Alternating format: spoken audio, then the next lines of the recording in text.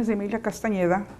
I was born in Los Angeles, California, April the 10th, 1926. My father and mother bought a home in Boyle Heights on Folsom Street, right in back of Malabar School, where I attended school.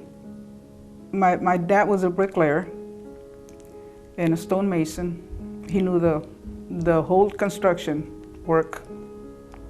My mother was a housekeeper for a wealthy family on Adams Street. And one day we came from school and my dad told us that we were leaving for Mexico. We were going to go to Mexico and we didn't know the language because we weren't allowed to speak Spanish in the school or the playground. If we did, we were punished. What little belongings we had, they were left behind. What we could pack in a large trunk, that's all we carried, and what we were wearing. The day we left, we went to the station, and it was very dark at the station. And it was, I remember it being, maybe it was dawn. It was dawn because it was awfully dark. There was a lot of people, there was many people, you could hardly walk there at the station. And I remember a lot of people crying, like us children crying. Adults were crying.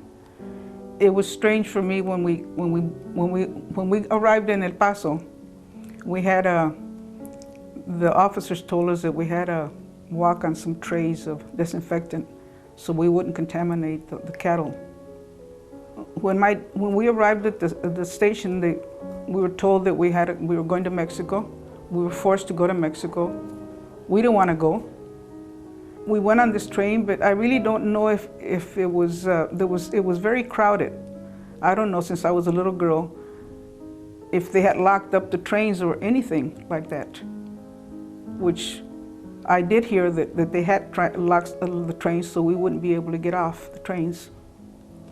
We arrived in Gomez Palacio, Durango, Mexico. There was no running water. We had if we had to use a bathroom, if we had to go, we had to use which was their backyard.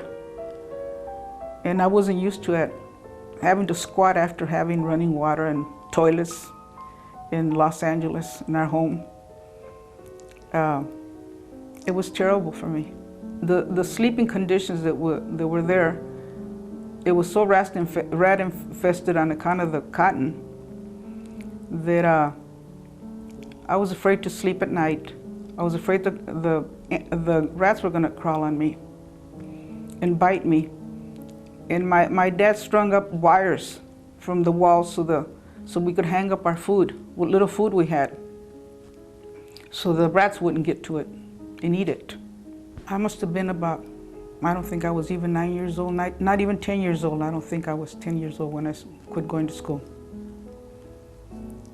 Because I had to survive. It was an injustice what they'd done to us, being American citizens, for them to send us to Mexico when we weren't Mexicans. Well, I would like for them to apologize, for the federal government to apologize to us, the way that we were treated in Los Angeles County. My family, my father and my brother and myself were forced to go to Mexico on the train. And I don't feel that we deserve to be treated that way because we were American citizens. And I always look forward to my children going to school since I wasn't able to finish my education, which I was denied. I only made it to the 3rd grade. I would just begin to the 4th grade when we went to Mexico.